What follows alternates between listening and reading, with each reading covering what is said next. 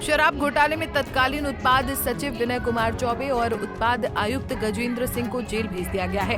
अब इस मामले में बीजेपी के प्रदेश अध्यक्ष बाबूलाल मरांडी ने बड़ा बयान दिया है। मरांडी ने कहा कि बड़ी मछली को बचाने के लिए छोटी मछली को जेल भेजा गया है।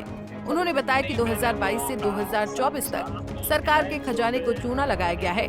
मरांडी ने कहा कि इससे पहले छत्तीसगढ़ में शराब घोटाले से जुड़े मामले पर कार्रवाई हुई, इसलिए हेमंत सरकार ने बड़ी मछली को बचाने के लिए छोटी मछली को जेल भेजा है। मरांडी ने कहा कि झारखंड के शराब घोटाले का लिंक छत्तीसगढ़ से भी जुड़ा है, इसलिए हेमंत सरकार को इस घोटाले की सीबीआई से जांच करानी चाहिए। नहीं, मैंने तो कहा साफ विनय चौबे, हमने तो 19 अप्रैल 2022 राज्य के मुख्यमंत्री को हमने चिट्ठी और हमने कहा था कि शराब जो नीति बनाई जा रही है कुछ कंपनियों को लाभ पहुंचाने के लिए, बल्कि उन सारे कंपनियों का भी नाम हमने उस पत्र में लिखा था। इन कंपनियों को लाभ देने के लिए सारे नियम कायदे कानून बने और जब बाद में टेंडर हुआ और फिर वास्तव में उन्हीं कंपनियों को काम भी मिला और हमने कहा कि ये गड़बड़ी है, ये घोटाला हो गया।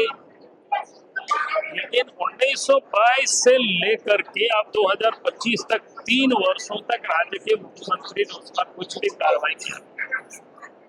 ये कार्रवाई तब किया जब 2024 के सितंबर महीना में छत्तीसगढ़ में एक केस होता है। वहाँ के एसीबी में एक केस लॉन्च होता है। यहाँ किस प्रकार से छत्तीसगढ़ के लोग और यहाँ के अफसर ने मिलकर के घोटाला किया और जब इस बात की पता चलता है झारखंड सरकार को, तब यहाँ की एसीबी ने उस पर यूं ही जांच प्रारंभ किया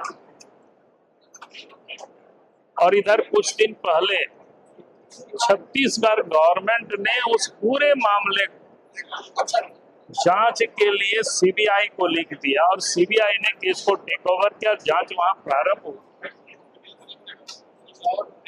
तो झारखंड सरकार ने आनंद में कल तुरंत एफआईआर करके कल एफआईआर किया और चौबे को, क्या नाम है, विनय चौबे को गिरफ्तार करके जेल भेज दिया। तो ये बड़ी मछली को बचाने के लिए सुनियोजित तरीके से उनकी गिरफ्तारी अचानक हुई है। इसलिए मैंने कहा कि इस घोटाला में तो राज्य के मुख्यमंत्री खुद इन्वॉल्व है, नहीं तो उनको बतानी चाहिए। जब 19 अप्रैल 2022 को हमने पत्र लिखा तो उन्होंने क्या कार्रवाई की। आज जिस गड़बड़ी को लेकर के विनय चौबे की गिरफ्तारी होती है, ये गड़बड़ी हमने तो इस ठेका होने के पूर्व पत्र लिखा था और उन्हीं सब कंपनियों को काम भी दिया और कार्रवाई नहीं की।